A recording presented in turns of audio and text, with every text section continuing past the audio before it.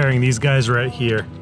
This is the Springfield SA-35 and this is the FNH Hi-Power. So this one's a couple decades old, whereas this one just came out last year. The SA-35 is pretty much a clone of the old school Hi-Power. So there are some features with the SA-35 that actually makes it a bit of an upgrade from the Hi-Power. Let's talk about some of those features and specs real quick.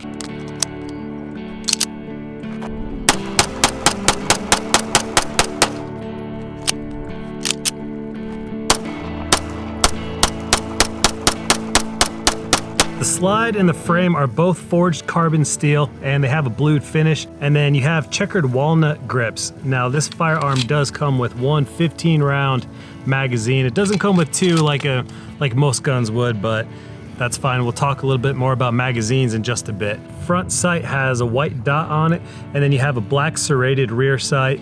The hammer is a skeletonized hammer, and as you can see, one big difference between this guy and the original Hi-Power. The Hi-Power has a lanyard loop on the bottom of the grip, whereas the SA-35 does not. The Hi-Power has that plastic grip, kind of like the old Berettas and whatnot. And then you can see the hammer is a total different configuration. The old sight looks like it used to have some kind of a dot. Now, I did borrow this gun from a friend over at True Shot Gun Club. So obviously this thing has seen a few miles on it, but it has that beautiful, what do people say, patina?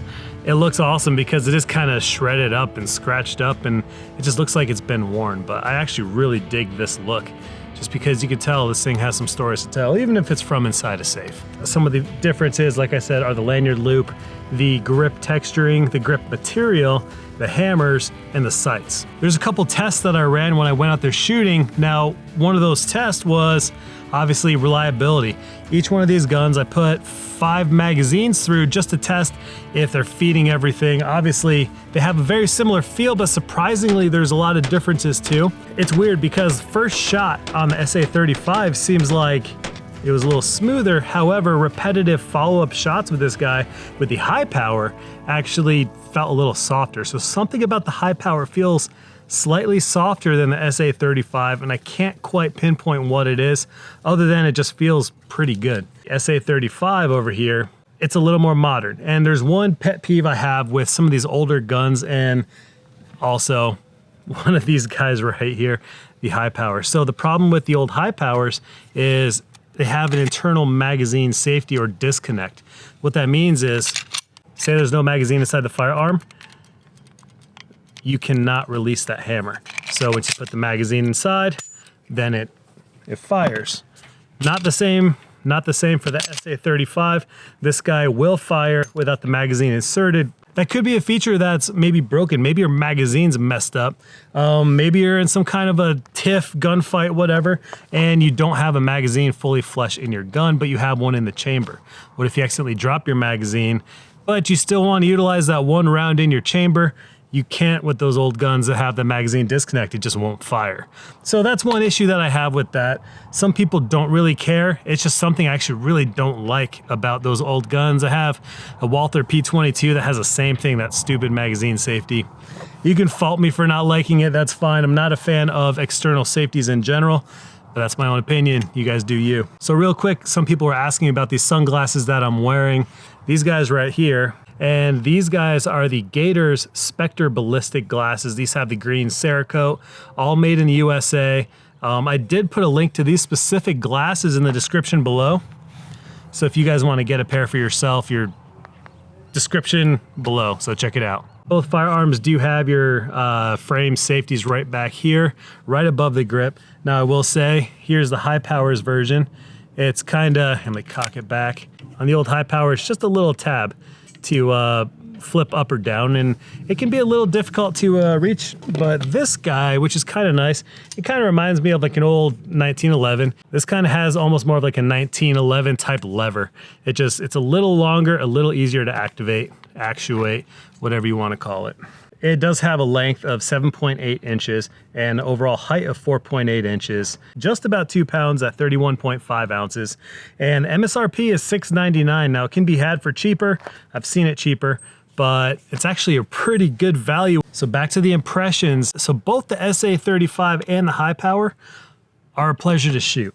very light recoil because you have that heavier build. You have that all metal build, but you have, it's a 9mm. So you have the benefit of shooting a heavier gun that's a lighter round. So very light recoil, very easy to rack that slide back too. So it could be a great option for someone that's learning to shoot, somebody that wants to fire a full power round, but doesn't necessarily want the slight heavier snappiness of other guns.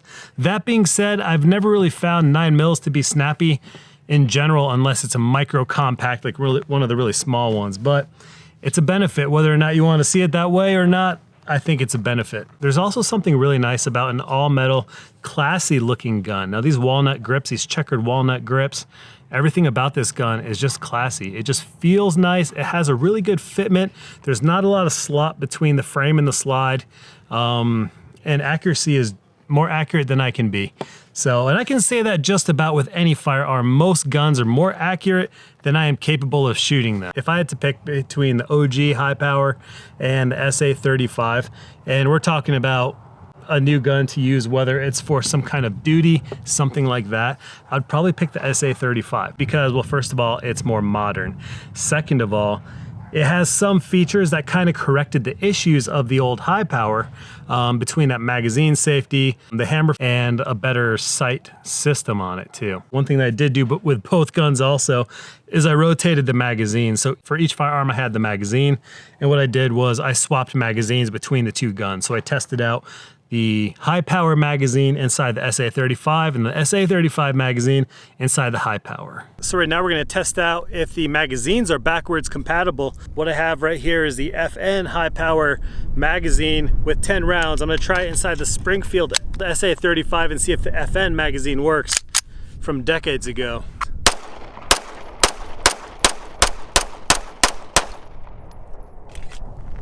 That works.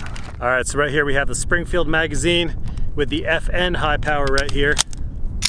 10 rounds.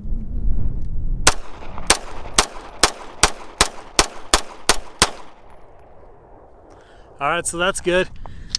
Both firearms locked back correctly and function flawlessly. Both seem to work just fine. So that was pretty cool. I really like both guns, and I'm a bit of a sucker for the classic guns. Whether or not you like the old school type guns, the Hi-Power is a legendary firearm. In my opinion, I feel like the Hi-Power was a revolutionary gun because your updated capacities, you have a relatively high capacity, especially for when this gun came out, but not to mention relatively lightweight, extremely smooth action, and efficient and reliable firearm. And again, in my opinion, it's one of those first really tactical firearms out there. Overall, hope you all like this video. Kind of a cool demo between the old Hi-Power and the new Springfield SA-35. I want to give a huge shout out and thank you to John over at True Shot Gun Club.